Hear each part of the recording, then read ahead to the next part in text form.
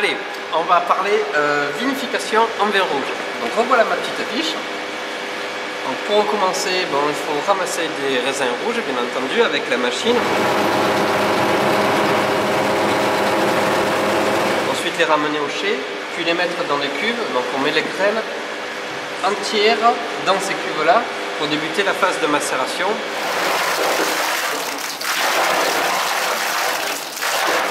C'est ce qu'on appelle la fermentation alcoolique.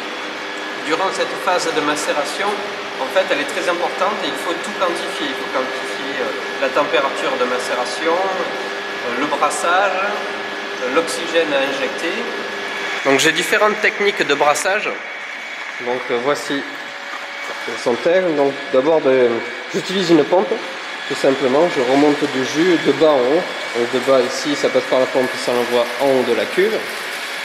Une autre technique aussi, c'est j'injecte de l'air au bas de la cuve. Voilà. Et on va aller voir en haut comment ça se passe. Alors voilà ce qui se passe quand on brasse avec l'air.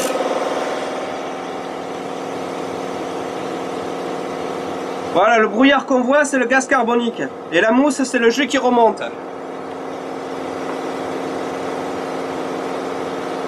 Voilà, ça c'est une belle fermentation. Et puis aussi, j'utilise le système de la fontaine. Comme ça, on fait couler dans un bac pour faire un effet fontaine, pour aérer, et ensuite avec la pompe, hop, je renvoie par en haut. Cette phase de vinification est en fait l'une des plus importantes. Elle va déterminer par exemple la couleur. Et là, cette année,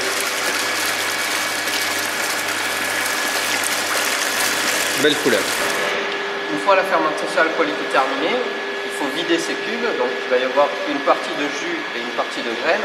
Donc on sort le jus et on sort les graines que l'on met dans la presse pour obtenir le vin de presse. Donc ensuite, une fois la presse terminée, on va passer à la deuxième phase de fermentation, c'est la fermentation malolactique. Alors pour bien comprendre, la première phase c'est la fermentation alcoolique. Bon, en fait c'est les levures qui transforment le sucre en alcool. Et la deuxième phase c'est la fermentation malolactique. C'est des bactéries qui vont transformer un acide qui est dur et sec à un acide qui est gras et rond. Donc une fois cette fermentation terminée, on soutire les vins et on les envoie en cuve ou en barrique pour faire l'élevage. Et ensuite, une fois cet élevage terminé, ça peut durer entre 6 mois et 18 mois, se déroule la mise en bouteille. Et voilà, on a terminé le cycle. Donc en gros, ce cycle-là, ça dure entre 1 an et demi, voire 2 ans.